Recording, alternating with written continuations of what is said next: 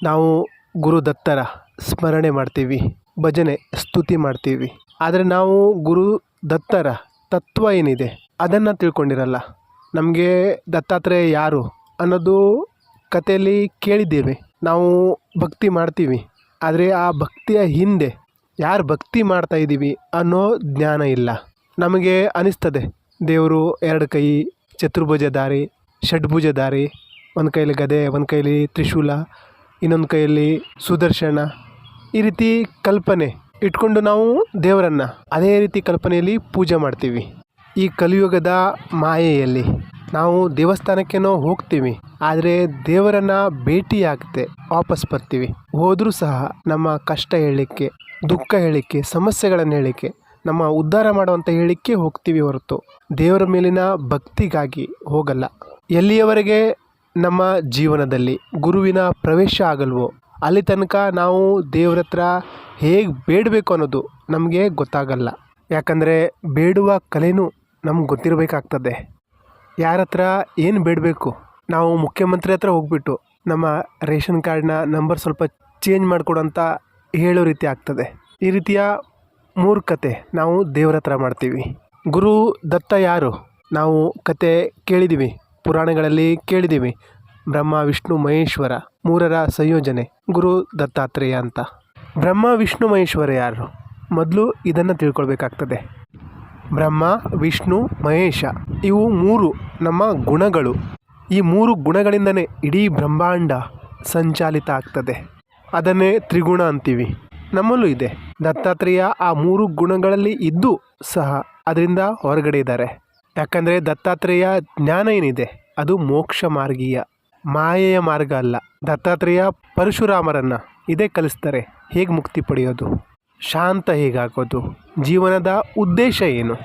ನಮ್ಮ ಜೀವನದ ಉದ್ದೇಶನೂ ಸಹ ನಾವು ತಿಳ್ಕೊಳ್ಬೇಕಾಗ್ತದೆ.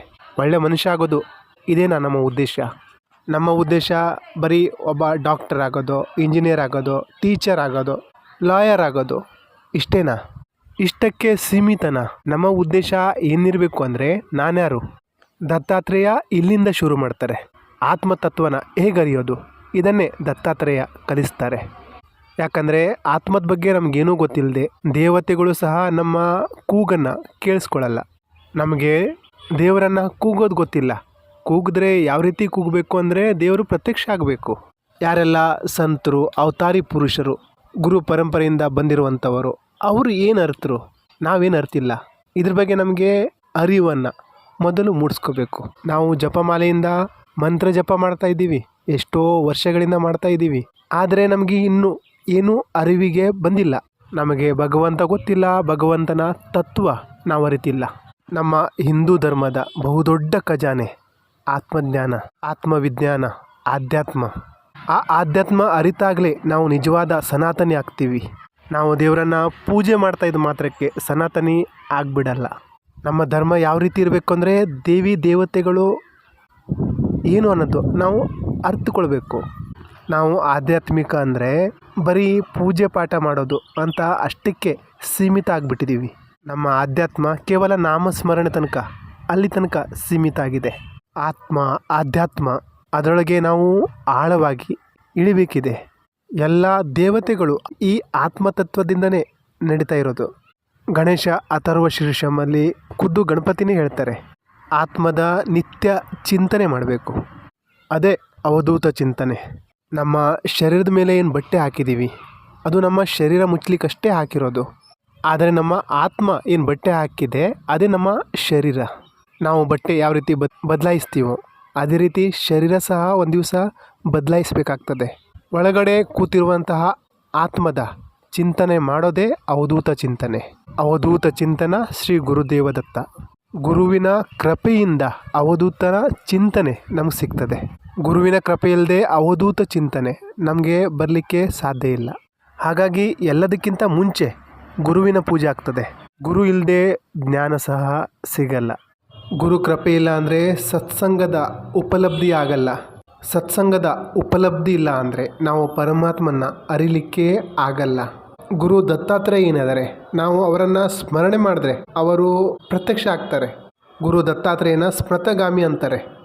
ಆದರೆ ನಮ್ಮ ಮುಂದೆ ಯಾಕೆ ಪ್ರಕಟ ಆಗ್ತಾ ಇಲ್ಲ? ಯಾಕಂದರೆ ನಮಗೆ ಕೂಗ್ಲಿಕ್ಕೆ ಬರ್ತಾ ಇಲ್ಲ. ಅವರನ್ನು ಕರೆಯೋದು ನಮ್ಗೆ ಗೊತ್ತಿಲ್ಲ. ಅವರನ್ನು ಯಾವ ರೀತಿ ಕರಿಬೇಕು ಅನ್ನೋದು ನಮಗೆ ಗೊತ್ತಿಲ್ಲ. ನಾವು ಕಷ್ಟದಲ್ಲಿದ್ದಾಗ, ದುಃಖದಲ್ಲಿದ್ದಾಗ ದೇವಸ್ಥಾನಕ್ಕೆ ಹೋಗ್ತೀವಿ. ಅಲ್ಲಿ ಹೋದ್ಮೇಲೆ ಏನೋ ಒಂದು ಸಮಾಧಾನ, ದೇವರಿದ್ದಾನೆ ಅಂತ, ದೇವರು ಕೈ ಬಿಡಲ್ಲ ಅನ್ನೋ ಒಂದು ಬಲವಾದ ನಂಬಿಕೆ ನಮಗೆ ಆಟೋಮೆಟಿಕ್ಕಾಗಿ ಬರ್ತದೆ. ಆ ವೈಬ್ರೇಷನ್ ಆ ರೀತಿ ಇರ್ತದೆ. ಆ ವೈಬ್ರೇಷನ್ ಏನು ಹೇಳ್ತದೆ? ಹೆದರಬೇಡ, ನಾನಿದ್ದೀನಿ. ಅಂದರೆ ಆ ವೈಬ್ರೇಷನ್ ನಮ್ಮ ಒಳಗಡೆನೇ ಇದೆ. ಮಾತಾಡುವವನು ನಮ್ಮ ಒಳಗಡೆನೇ ಇದ್ದಾನೆ. ಆದರೆ ನಮಗೆ ಕೂಗಲಿಕ್ಕೆ ಬರ್ತಾ ಇಲ್ಲ. ನಾವು ಕಾಮ, ಕ್ರೋಧ, ಭಯ, ನಿಂದ ಇಂಥ ವಿಷಾದದಲ್ಲಿ ಬಿದ್ದಿದ್ದೀವಿ. ಹಾಗಾಗಿ ನಮಗೆ ಮೂಲ ತತ್ವದ ಜೊತೆ ಕನೆಕ್ಟ್ ಆಗಲಿಕ್ಕೆ ಬರ್ತಾ ಇಲ್ಲ. ನಾವು ದತ್ತಾತ್ರೇಯನ ಪೂಜೆ ಮಾಡ್ತೀವಿ, ಆದರೆ ದತ್ತಾತ್ರೇಯನ ನಾವು ಅರಿತಿಲ್ಲ.